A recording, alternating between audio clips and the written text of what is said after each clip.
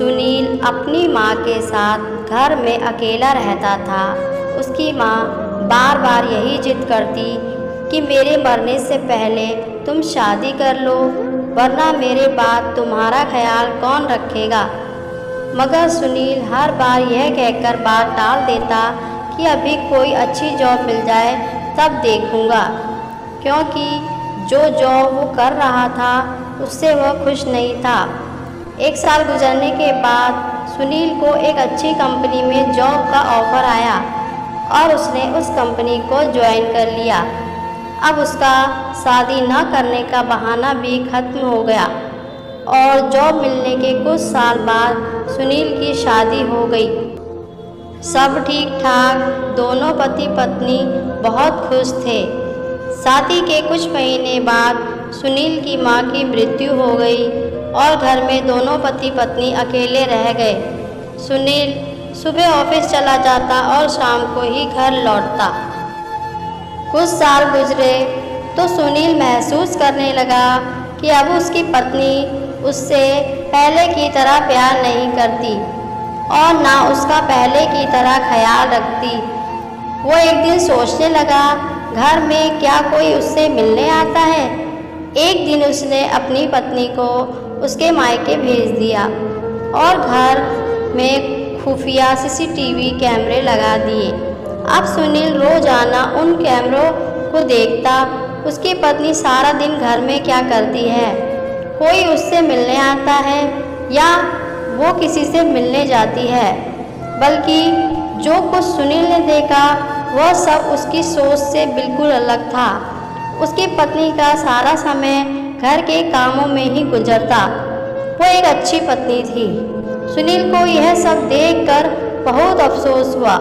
वो चाहता था कि वह अपनी पत्नी को सब कुछ बताकर उससे माफ़ी मांगे कि उसने किस तरह उस पर शक किया और उस पर शक करके उसने कितनी घटिया हरकत की है। अभी तक उसको यकीन नहीं आ रहा था कि यह सब कुछ कैसे हो गया। उस शाम जब वो ऑफिस से घर आया तो अपनी पत्नी के लिए कुछ कपड़े और गिफ्ट लेकर आया। वो बस अपनी गलती की माफ़ी मांगना चाहता था। वो अपनी नज़रों में गिर चुका था।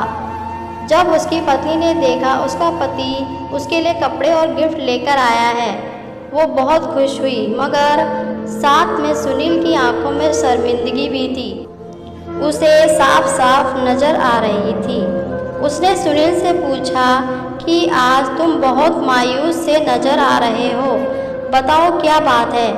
सुनील ने अपना मुंह दूसरी तरफ कर लिया और बोला कि नहीं नहीं कुछ नहीं, बस थोड़ा थक गया हूँ। क्या तुमको कपड़े और गिफ्ट पसंद आए हैं? वो कहने लगी, हाँ बहुत पसंद आए, मगर आप परेशान क्यों हैं? कोई बात तो ज़रूर है। सुनील अब खामोश हो गया। वो सब कुछ बताना चाहता था, मगर उसकी आवाज़ उसका साथ नहीं दे रही थी। वो कहता भी तो क्या।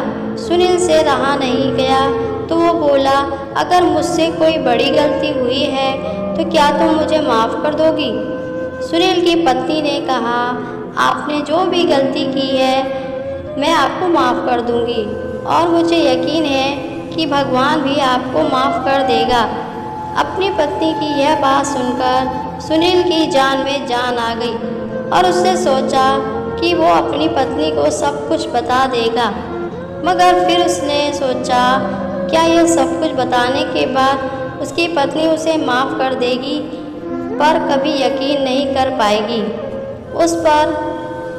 उसकी पत्नी बोली, आप परेशान ना हो, जो भी गलती हुई है बता दीजिए ताकि दिल का बोझ हल्का हो जाए। अगर बताने की हिम्मत नहीं हो रही तो मत बताएं। वैसे भी मैंने आपको माफ़ कर दिया है, आप बस परेशान ना हो और ऊपर वाले से माफ़ी मांग लो। वैसे भी सच्चे दिल से मांगी हुई माफ़ी ऊपर वाला रद्द नहीं करता।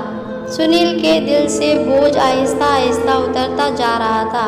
वो सोच रहा था उसने क्या किया और उसकी पत्नी उसे तसल्ली दे रही है। सुनील ने अपनी पत्नी से माफ़ी मांगी और रो रो कर ऊपर वाले से भी माफ़ी मांगी और उसने कसम खाई कि वो कभी भी अपनी पत्नी पर शक नहीं करेगा और अपनी पत्नी को हमेशा खुशी और आराम देगा। सुनील ने अपनी खाई हुई कसम पूरी की और ज़िंदगी भर ऐसी गलती दोहराई नहीं और हमेशा अपनी पत्नी को खुश रखने की कोशिश की।